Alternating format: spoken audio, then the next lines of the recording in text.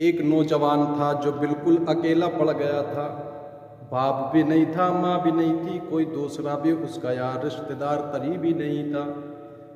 اب دل کے اندر دین کی طلب جاگی تو تحصیل علم کے لیے چل دیا۔ گھر بار چھوڑا، صبح سے لے کر شام تک شہر جا کر رسول اللہ کا دین پڑھا کرتا تھا، رسول اللہ کی حدیثیں سنتا تھا، یاد کیا کرتا تھا۔ اور جب شام آتی تو کچھ دنوں کے بعد رفتہ رفتہ جنگل کے اندر اس نے ایک اپنی کوٹھری بنا لی، اسی میں رہنے لگتا، شام سے صبح تک رات کاٹتا۔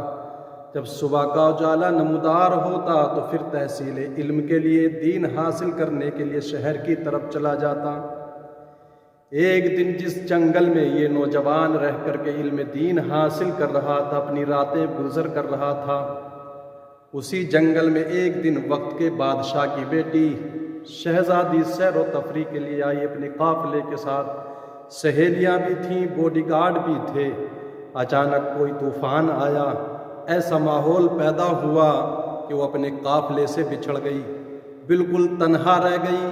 سہیلیاں بھی چھوٹ گئیں، باڈی گارڈ بھی چھوٹ گئے۔ اب سب لوگ اس کو تلاش بھی کر رہے تھے لیکن مل نہیں پا رہی تھی۔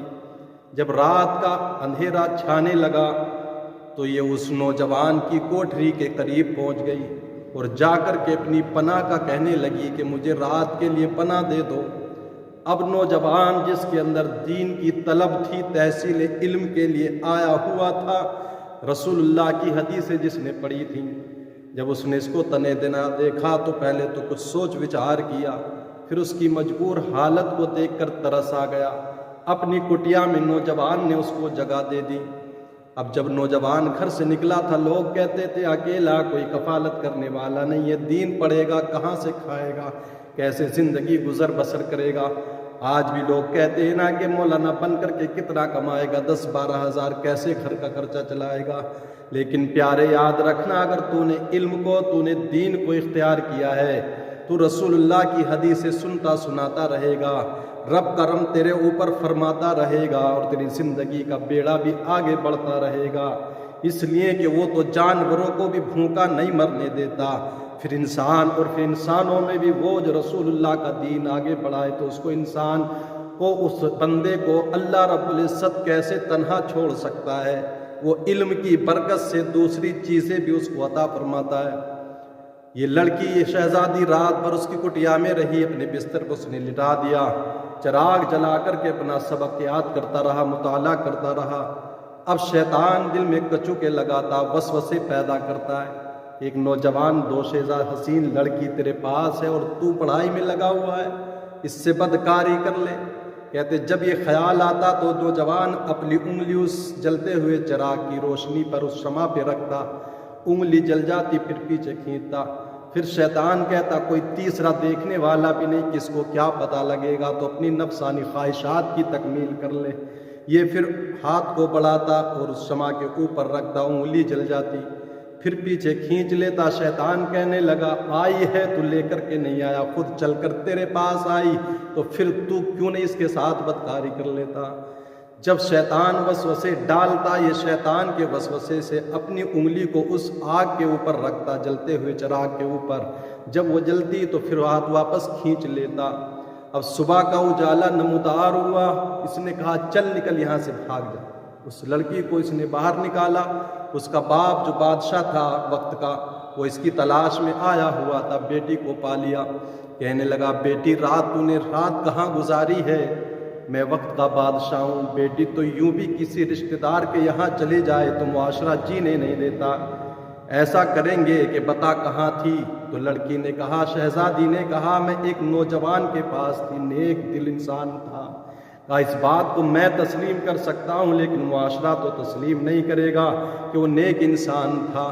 اب مجھے مجبوراً کہیں وہ راز فاش نہ کر دے، اس وجہ سے اس جوان کو مجھے قتل کروانا پڑے گا، پھانسی چڑھانا پڑے گا۔ لڑکی کہنے لگی میرے محسن کو قتل کرو گے، جس نے میرے اوپر احسان کیا، اور کس طرح سے اس نے میری زندگی میں یہ آنے والی رات کو کیسے اس نے گزروایا؟ کہا ایسا نہیں ہو سکتا۔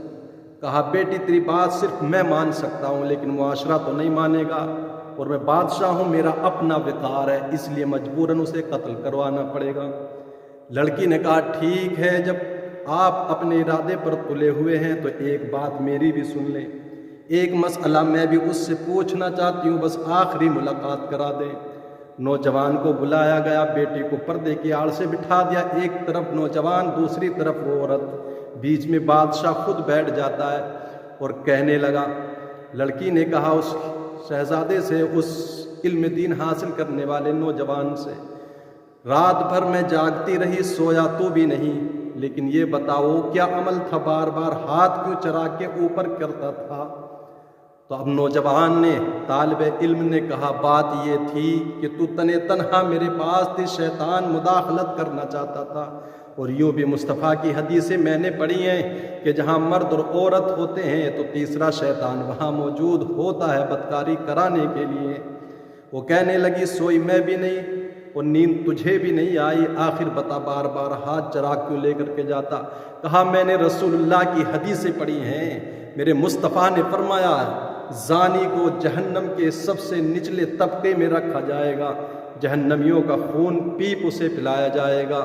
تو میں نے سوچا اس آگ کو برداشت کر کے دیکھتا ہوں کہ اس آگ کو میرا ہاتھ برداشت کرتا ہے کہ نہیں، لیکن آگ اس کو جلا دیتی تھی۔ دل میں خیال آتا جب یہ آج چراغ کی شمع کی آگ مجھ سے برداشت نہیں ہو رہی تو پھر آخرت میں جہنم کی آگ کو کیسے برداشت کر پاؤں گا؟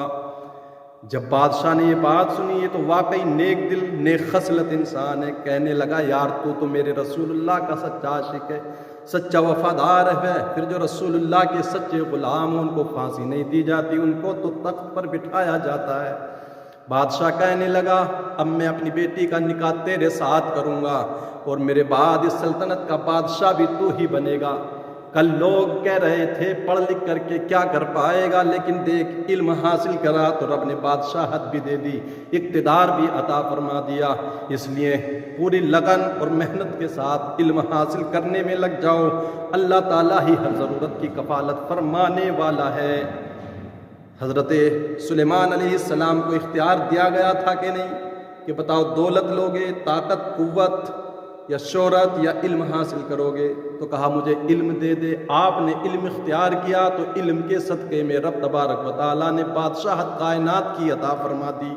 اس لیے کبھی طالب علم کو، عالم دین کو حقارت کی نظر سے نہ دیکھ، یہ وہ دولت اس کے پاس ہے کہ تو اپنی دنیاوی ساری دولت بھی خرچ کر لے تب بھی تجھ کو یہ دولت یوں ہی حاصل نہیں ہو سکتی، یہ رب کی عطا اور اس کا فیضان ہے۔ من یرد اللہ یفقہہ فی الدین، اللہ جس کے ساتھ بھلائی کا ارادہ فرماتا ہے اس کو دین کی سمجھ عطا فرماتا ہے۔